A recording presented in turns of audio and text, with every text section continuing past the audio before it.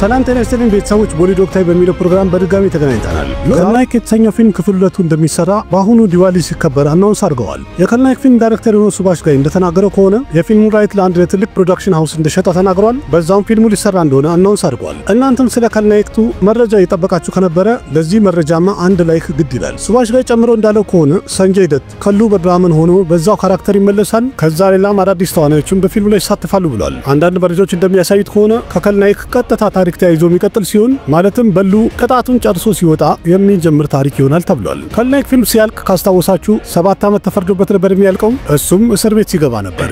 10 अक्टूबर रात के 10 बजे बल्लू आपकी जेल से ስለ ታሪኩ ምንነት እንኳን ብዙ አብዴት አልወጣም፣ ግን በሉ ቅጣቱን ከጨረሰ በኋላ ታሪኩ እንደሚጀምር ብዙ ቻንስ አለው። የመጀመሪያውን ፊልም በጣም ታዋቂው ዳይሬክተር ሱባሽ ጋይ ነበር ዳይሬክት ያደረገው፣ ግን አሁን ክፍል 2 ተብሎ የሚሰራውን ፊልም ሌላ ዳይሬክተር ዳይሬክት ያደርገዋል ተብሏል። ማን ዳይሬክት ያደርገዋል የሚለው እንግዲህ በቀጣይ ጥቂት ቀናት አናውንስመንቱን እንጠብቃለን ማለት ነው። በእርግጥ በአሁኑ ሰዓት ላይ ከልናይክቱ መሰራቱ ብዙም ሃይፕ የለውም፣ ግን ፊልሙ አናውንስ ከተደረገ በኋላ ሃይፑ ከፍ ይላል የሚል ተስፋ አለ። ምክንያቱም የመጀመሪያ ፊልም ተመልካቹ በጣም ወዶት ስላየው። እናንተ ስለ ከልናይክ ክፍል 2 ምን ትላላችሁ? ከእኛ ዓመት በኋላ ቢቀር ይሻላል ወይስ መሰራት አለበት? ያላችሁን ሐሳብ አስተያየት ኮሜንት ላይ ጻፉልኝ። ሌላኛው ዜና ከካንታራ ቻፕተር 1 በኋላ የሪሼፕ ሸቲ ቀጣይ ፊልሙ ጄ ሃኑማን እንደሚሆን ተናግሯል። አንዳንድ መረጃዎች እንደሚያሳዩት የፊልሙ ቀረጻም በዚሁ ዓመት ዲሴምበር ላይ ይጀምራል እያሉ ነው። በቅርቡ ሪሼፕ ሸቲ ቻሞሊ የሚባለው ከተማ ውስጥ አንድ የእምነት ቦታ ላይ ሄዶ ነበር ወይም ተገኝቶ ነበር። ሚዲያዎቹም ሲያገኙት እንግዲህ በጠየቁት ሰዓት ላይ እሱ ያለው አሁን የቀጣይ ፊልም ጄ ሃኑማን ነው፣ በሱ ፊልም ዙሪያ ላይም ስራ እየሰራው ነው ብሏል። የ2024 የቴሉጉ ብላክባስተር የሆነው ሃኑማን የተሰኘውን ፊልም እንኳን እርግጠኛ ነኝ ብዙዎቻችሁ አይታችሁት ይሆናል። ጄ ሃኑማን እንግዲህ ሃኑማን ቀጣይ ክፍል ሲሆን በፊልሙ ላይ ሪሼፕ ሸቲ ሃኑማን ሆኖ ይተውናል። ጄ ሃኑማን ፈርስት ሉክ ፖስተሩ ላይ የታወቀ ሰዓት ላይ በጣም ተመልካቹ አድንቆታል፣ ወዶለታል። ስለዚህ በቀጣይ እንግዲህ የፊልሙ ታሪክ ደግሞ እንዴት ይሆናል የሚለው አብረን ምን ይሆናል። ሪሼፕ ሸቲ ካንታራ እንግዲህ ለይታ በቅቷል። ስለዚህ ጄ ሃኑማን ፕሪ ፕሮዳክሽኑ በጣም ባይልኝ ተጣጥፎ ይቀጥላል ያለው። ያም ማለት እንግዲህ ዲሴምበር ላይ ቀረጻውን ለመጀመር ብዙ ቻንስ አለ ማለት ነው። ቀረጻው እንደተባለው እንግዲህ ዲሴምበር ላይ የሚጀምሩ ከሆነ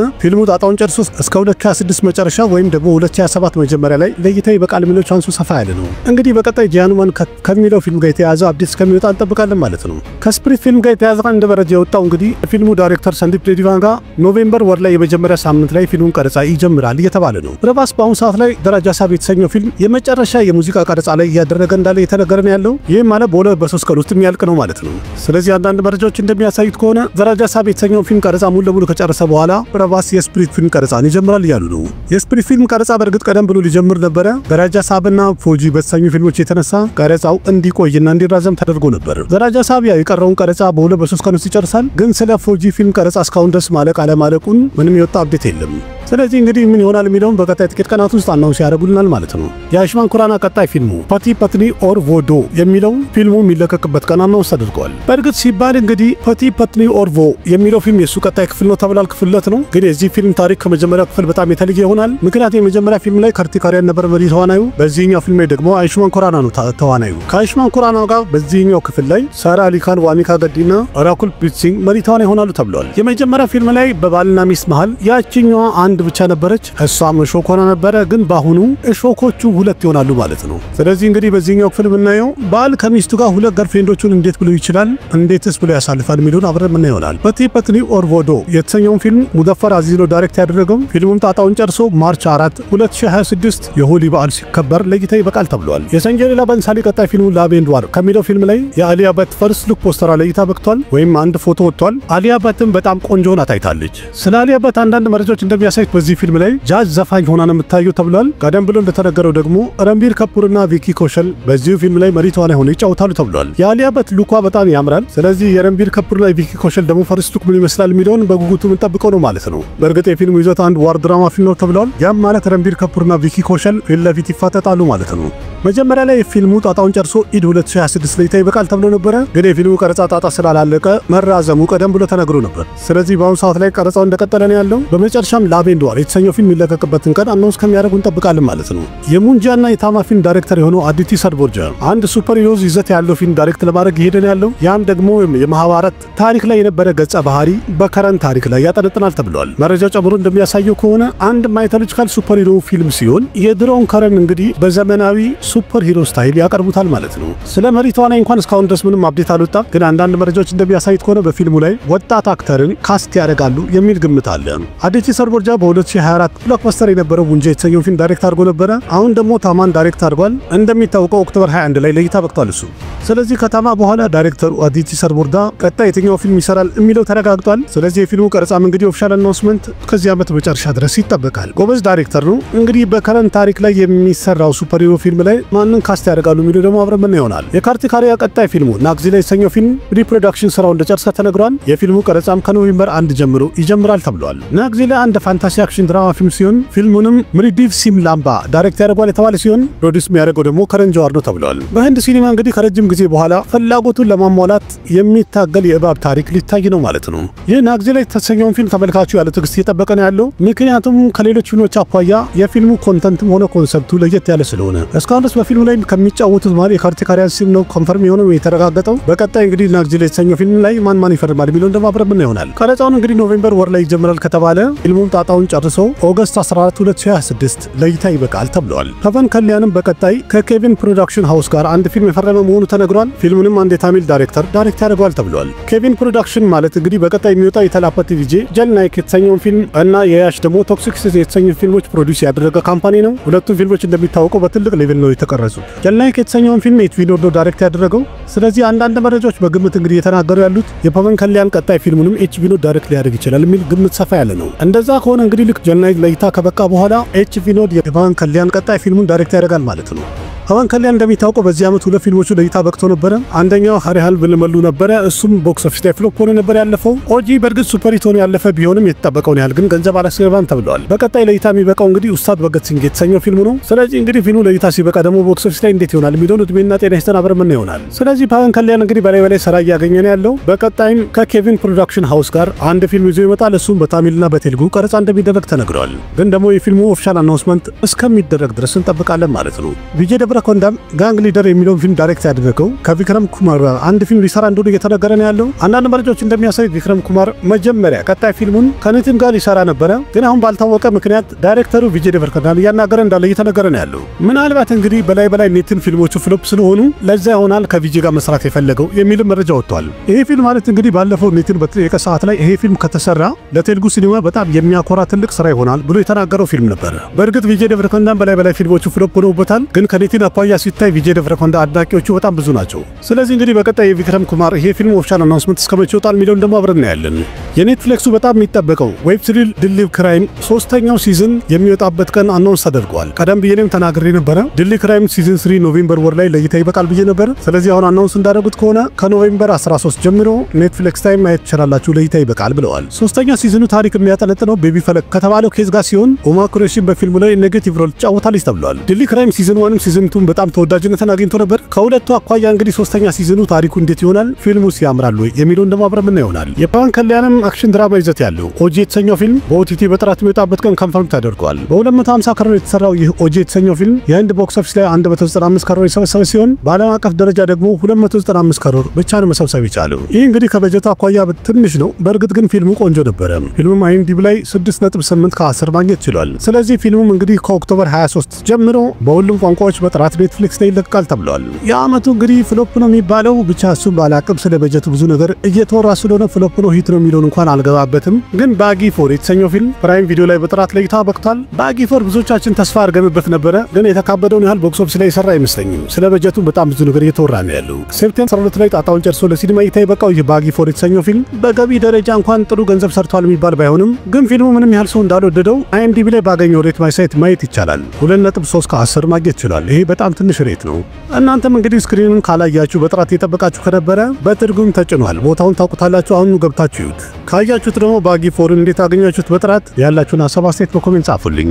ሽረዳ ከፑር ኤክታ ከፑርና ዳይሬክተር ራሂ አኒል ባልቤ ይሰሩታል የተባለው ፊልም በድጋሚ መነጋገሪያ ሆኗል። አሁን እንደተባለው ከሆነ የፊልሙ ቀረጻ በቀጣይ ጥቂት ቀናት ውስጥ ይጀምራል ተብሏል። በዚህ ዓመት መጀመሪያ ላይ አንድ መረጃ ወጥቶ ነበረ። ፕሮዲውሰር ኤክታ ከፑርና ታዋቂው ዳይሬክተር ራሂ አኒል ባልቤ ሃይ ኮንሰፕት የሆነ ትሬለር ፊልም ለመስራት እያሰቡ ነው። በፊልሙ ላይም ሽረዳ ከፑር መሪ ተዋናይ ትሆናለች ተብሎ ነበር። ከዛ ሜይ ወር ላይ የወጣ መረጃ እንደሚያሳየው ሽረዳ ከፑር 17 ከሮር ክፍያና በፊልሙ ላይ ደግሞ የጥቅም ሽር ጠይቃ ነበረ። በዛም የተነሳ ፊልም ሜከሮቹ መክፈል ስላልቻሉ የፊልሙ ወሬ ወደ ጎን ተደርጎ ነበር። ግን ይህ መረጃ በድጋሚ አሁን እየተነሳ ነው ያለው። ማለትም ፊልሙ ትራክ ላይ መጥቷል። ስለዚህ በዚህ ፊልም ላይ መሪ ተዋናይ ሽረዳ ካፑር ትሆናለች ተብሏል። የፊልሙ ርዕስ ፓፓንጊላ ይሆናል የተባለ ሲሆን ፊልሙንም የቱምባድ ፊልም ዳይሬክተር የሆነው ራሂ አኒል ባርቤ ዳይሬክት ያደርጓል ተብሏል። ተለቅ ያለ ፊልም ይሆናል። እንግዲህ ምናልባት እስከዚህ ዓመት መጨረሻ ድረስ የፊልሙ ቀረጻ ይጀምራል የሚለው ቻንስ ሰፋ ያለ ነው። ይህ ማለት እንግዲህ ከስትሪቱ በኋላ የሽረዳ ካፑር ቀጣይ ፊልሟ ሲሆን የፊልሙንም ኦፊሻል አናውንስመንት እስከመቼ ድረስ ይነግሩናል የሚለውን ደግሞ እንጠብቃለን ማለት ነው። ሌላኛው የአጀይ ደቭጋን በቀጣይ በጣም የሚጠበቀው ፊልም ደማል 4 የተሰኘው ፊልም ቀረጻውን ጠቅላላ ጨርሷል ተብሏል። ደማል በእርግጥ ሶስቱም ክፍሎች በጣም የተወደዱና ቆንጆ ፊልሞች ነበሩ በኮሜዲ ይዘታቸው። ግን አራተኛውን ክፍል ማን እየጠበቀ ነበር የሚለው ትልቁ ጥያቄ ነው። ግን አሁን አራተኛ ክፍል ተሰርቷል ከተባለ ከቀደሙት ከሶስት ክፍሎቹ አኳያ አራተኛው ክፍል እንዴት ይሆናል የሚለውን ደግሞ አብረን እናያለን። የፊልሙ ቀረጻ አፕሪል ወር ላይ ነበር የተጀመረው። ኦክቶበር 12 ላይ ጣጣውን ጨርሶ አልቋል ብለውናል። በፊልሙ ላይ ከአጀይ ደቭጋን ጭምር ሪቴሽ ዴሽሙክ፣ አርሸድ ቫርሲ፣ ጃቪድ ጃፍሪ እና ረቪ ክሽን መሪ ተዋናይ ይሆኑበታል። እናም ፊልሙን ጣጣውን ጨርሶ 2026 ኢድ ላይ ለይታ ይበቃል ተብሏል። በእርግጥ 2026 ኢድ ላይ የቶክሲክ የተሰኘው ፊልም ለይታ ይበቃል ተብሏል። እንደኔ ደማል 4 ከቶክሲክ ጋር ክላሽ ማድረጉ አግባብ አይመስለኝም። ያው ልክ አሁን ካንታራ ቻፕተር 1 ፊት ለፊት ሰኔ ስካሪኪ ቱልሲ ኩማር የተሰኘው ፊልም እንደሆነው ደማልም ይሆናል የሚል ግምት አለኝ። ይሁን እስቲ እናንተ ስለ ደማል 4 ምን ትላላችሁ? ቀደም ያለው ክፍሎቹ ተመችቷችሁ ነበር? አራተኛው ክፍል እየጠበቃችሁ ነው? ያላችሁን ሐሳብ አስተያየት ኮሜንት ላይ ጻፉልኝ። ራጅ ኩማራም ሌላ ሆረር ኮሜዲ ድራማ ፊልም ለመስራት እየተንደረደረ ነው ያለው። በካስትራ ሬስቶራንት ከተባለው ፊልም ላይ ሪሜክ እንደሚደረግ ተነግሯል። አሁን የወጣ መረጃ እንደሚያሳየው ከሆነ ፊልም ሜከሮቹ በካስትራ ሬስቶራንት የተሰኘውን ፊልም ሪሜክ እንዲያደርጉ ራጅ ኩማራ እያናገራቸው ነው ተብሏል። በካስትራ ሬስቶራንት አንድ የቴልጉ ሆረር ኮሜዲ ድራማ ፊልም ነበረ በዚህ ዓመት ኦገስት ወር ላይ ለይታ በቅቶ ግን ፊልሙ ቦክስ ኦፊስ ላይ ፍሎፕ ሆኖ ነበር የወደቀው። ቢሆንም ግን የፊልሙ ታሪክ ትንሽ ለየት ያለ ነበረ። በዛ የተነሳ ምናልባት ራጅ ኩማራው ይህን ፊልም መስራት ይፈልግ ይመስላል። ስለዚህ በቀጣይ እንግዲህ በካስትራ ሬስቶራንት ሂንዲ ሪሜኩ ኦፊሻል መቼ ይጀምራል የሚለውን ደግሞ መረጃ እስኪወጣ እንጠብቃለን ማለት ነው። የጀለር ክፍል 1 እና ክፍል 2 ዳይሬክተር የሆነው ኔልሰን ዲሊፕ ኩማር ከረጅኒካንት ጋር ሌላ አክሽን ፊልም ፕላን እያደረገ እንዳለ እየተነገረ ነው ያለው። በ2023 ለይታ የበቃው ጀለር የተሰኘው ፊልም የረጅኒካንት ካምባክ ያደረገበት ፊልም ነበረ። ፊልሙን በዓለም አቀፍ ደረጃ ከ600 ከሮር በላይ መሰብሰብ ችሎ ነበር። የመጀመሪያው ፊልም ስኬታማ ከሆነ በኋላ የፊልሙ ዳይሬክተር ኔልሰን ዲሊፕ ኩማር ከረጅኒካንት ጋር ሁለተኛውን ክፍል እየሰሩ ነው ያሉት። ጣጣውን ከጨረሰም ደግሞ ጁን 12 2026 ለይታ ይበቃል ተብሏል። ስለዚህ ጀለርቱ ከመውጣቱ በፊት ሌላ የተሰማው መረጃ ደግሞ በድጋሚ ከረጅኒካንት ጋር ሞቅ ደመቅ ያለ ፊልም ለመስራት የፊልሙ ዳይሬክተር ኔልሰን ዲሊፕ ኩማር ፕላን እያደረገ እንዳለ እየተነገረ ነው ያለው። ቢሆንም ግን ይሄ ፊልም ትንሽ ጊዜ ይፈጃል፣ ቆየት ይላል። ምክንያቱም ቀደም ብሎ እንደተነገረው ከሆነ ጀለርቱን ከሰራ በኋላ ዳይሬክተሩ ኔልሰን ዲሊፕ ኩማር ቀጣይ ፊልሙ ከጁኒየር ኤንታር ጋር ይሆናል ተብሏል። ስለዚህ ኔልሰን ዲሊፕ ኩማር ወይም ዳይሬክተሩ ከረጅኒካንት ጋር ቀጣይ ፊልም መስራት ከፈለገ የሁለቱን ጥምረት ከ2026 በኋላ 2027 ላይ ልናየው እንችላለን ማለት ነው። በእርግጥ ገና ነው ጊዜ ያለው። ወደፊት ደግሞ ምን እንደሚሆንና ምን እንደሚባል አብረን እንሰማለን። የሺቫ ካርቲኬን ቀጣይ ፊልሙ ፓራሸክቲ የተሰኘው ፊልም ቀረጻው ሙሉ ለሙሉ ጨርሷል ተብሏል። ፓራሸክቲ ማለት ያ ፊልም ነው። የሱራይ ፖትሩ ፊልም ዳይሬክተር የሆነችው ሱዳ ኮንዳራ ዳይሬክት ያደረገችው ፊልም ነው። የፊልሙ ይዘት አንድ ፖለቲካል ፒሪየድ ድራማ ፊልም ሲሆን የፊልሙ ታሪክም የሚያጠነጥነው ታሚልናዱ ውስጥ ተከስሶ በነበረው የሂንዱ አማኞችና ፖለቲከኞች በፈጠሩት ግርግርና ረብሻ ላይ ያጠነጥናል ተብሏል። ስለዚህ አሁን የፊልሙ ቀረጻ አብቅቷል ወይም አልቋል። ፊልሙን ደግሞ ጃንዋሪ 14 2026 ሰንክራንቲ የተሰኘው የሂንዱ እምነት በዓል በሚከበር ሰዓት ላይ ለይታ ይበቃል ተብሏል። በእርግጥ ሰንክራንቲ የሚለው በዓል ሲከበር የብረባስ ደረጃ ሳቢ የተሰኘው ፊልም ለይታ ይበቃል ተብሏል። የተላፓቲ ቪጄ ደግሞ ጀልናይክ የተሰኘው ፊልም ለይታ ይበቃል ተብሎ ፕሮግራም ተይዟል። ማለትም 2026 ሰንክራንቲ ሲከበር ሶስት ትልቅ ፊልሞች ክላሽ ያደርጋሉ ማለት ነው። ደረጃ ሳብና ጀልናይክ እንደተሰኙት ፊልሞች ፓራሸክቲ የተባለው ይህ ፊልምም ትልቅ ፊልም እንደሚሆን ተነግሯል። ፊልሙን በአጠቃላይ 200 ከሮር አካባቢ በጀት ወጥቶበታል ተብሏል። በእርግጥ አንድ ፖለቲካል አክሽን ፊልም ስለሆነ ፓራሸክቲ ታሪኩ እንዴት ይሆናል የሚለው ደግሞ ፊልሙ ሲወጣ እናያለን ማለት ነው። የኮርነን ፊልም ዳይሬክተር የሆነው ማሪስ ሪቫራጅ እንዳረጋገጠውና እንደተናገረው ከሆነ ቀጣይ ፊልሜ ከደኑሽ ጋር የምሰራው ሂስቶሪካል አክሽን ድራማ ታሪክም ይኖረዋል ብሏል። ዳይሬክተሩ ማሪስ ሪቫራጅ በ2021 ለይታ ይበቃው የደኑሽ ፊልም ከርነሬ የተሰኘውን ፊልም ዳይሬክት አድርጎ ነበር። ፊልሙን ቦክስ ኦፊስ ላይ ጥሩ ነበር የሚባል ነበር። በአሁኑ ሰዓት ላይ ቀጣይ ፊልሙ ቢሶን የተሰኘው ፊልም ሲሆን የቪክረም ልጅ የሆነው ትሩ ቪክረም በፊልሙ ላይ መሪ ተዋናይ ይሆናል። በቢሶን ጉዳይ በተጠየቀ ሰዓት ላይ ማሪስ ሪቫራጅ ዳይሬክተሩ እንደተናገረው ከሆነ ቀጣይ ፊልሜ ከደኑሽ ጋር የሚሆነው በአሁኑ ሰዓትም በሱ ፊልም ላይ ስራ እየሰራው ነው ብሏል። በእርግጥ ፊልሙ ትንሽ ከበድ ያለ ወይም ተለቅ ያለ ስለሆነ ለደኑሽ ትንሽ ጊዜ እንዲሰጠው ይጠይቀዋለሁኝ። ስለዚህ ከትንሽ ጊዜ በኋላም አናውንስ እናደርጋለን ብለዋል። በቀጣይ እንግዲህ የደኑሽና ማሪስ ሪቫራጅ የሚሰሩት ፊልም ኦፊሻል አናውንስመንት እስከሚወጣ እንጠብቃለን ማለት ነው። በእርግጥ የደኑሽ ቀጣይ ፊልሙ በአሁኑ ሰዓት ላይ ቴሪስክም የተሰኘው ፊልም ሲሆን ኖቬምበር 28ም ለሲኒማ ይበቃል ተብሏል። ሮናልድ ማን ይገምታል? ኤርፖርቱ ጽዳት ሰራተኛ የነበረ ይህ አንድ ግለሰብ ህይወቱ በምን አይነት መልኩ ይቀየራል? ዘር ማንዘሮቹ ቁጭ ብለው የሚበሉት ይሆናል ብሎ ማን ይገምታል? ዓለም ድንቅ ናት በሚለው ፕሮግራም በድጋሚ ተገናኝተናል። በዚህኛው ዩቲዩብ ቻናል ላይ የምታደርጉልኝ ድጋፍና ትብብር በጣም አመሰግናለሁኝ። አሪፍ እየቀጠለ ነው ያለው። ግን ሌላም አንድ ቻናል አለኝ ዓለም ድንቅ ናት የተሰኘ ምርጥ የሆኑ አስደናቂ ቪዲዮዎችና አስተማሪ ቪዲዮዎችን ማቀርብበት ሁለተኛ ቻናል ስላለኝ እንደተለመደው እዚህ ላይ ጠፋ በሚል ሰዓት ላይ እዛ ላይ ገብታችሁ ላይክ እና ኮሜንት እንዲሁም ሰብስክራይብ በማድረግ ለጓደኞቻችሁ ሼር በማድረግ እንድትተባበሩኝ በአክብሮት እጠይቃለሁኝ። አሪፍ ነገር ታገኛላችሁ፣ በጣም ትማሩበታላችሁ፣ ዘና ፈታ ትሉበታላችሁ፣ ትደነቁበታላችሁ። ቆንጆ ቪዲዮዎችን አቀርባለሁ። አቀርባለሁኝ። እዛ ላይም ድጋፍ እንድታደርጉልኝ ጥሪ አቀርባለሁ። አመሰግናለሁ። ይህን ይመስላል። ከመቻችሁ አሪፍ ነው። ያላችሁን ሀሳብ አስተያየት ኮሜንት ላይ አስቀምጡ። ቪዲዮ ላይክ አድርጉ፣ ለጓደኞቻችሁ ሼር አድርጉ። ለቤቱ አዲስ ሆናችሁ እንደዚህ ከህንድ ሲኒማ ጋር የተያዙ በጣም ብዙ መረጃዎችን ወሬዎችን እንቀባበላለን። ቤተሰብ ሁኑ። አቅራቢያችሁ ቃሲም መካ ነበርኩ። በሌላ ቪዲዮ በድጋሚ እስከምንገናኝ ደህና ሁኑ። ባይ። እኔ አማርኛ መናገሪያ ይግረማችሁ ይልቅ ይህን ቻናል ሰብስክራይብ ብታደርጉ የበለጠ አዳዲስና ምርጥ ስለምታገኙ ቻናሉን ሰብስክራይብ በማድረግ ቤተሰብ እንድትሆኑ በአክብሮት እንጠይቃለን። ना जाने कैसा एहसास है, बुझती नहीं है क्या प्यास है, क्या नशा इस प्यार का मुझ पे सनम छाने लगा। कोई न जाने क्यों चैन होता है, क्या करूँ कुछ कुछ होता है, क्या करूँ हाय, कुछ कुछ होता है।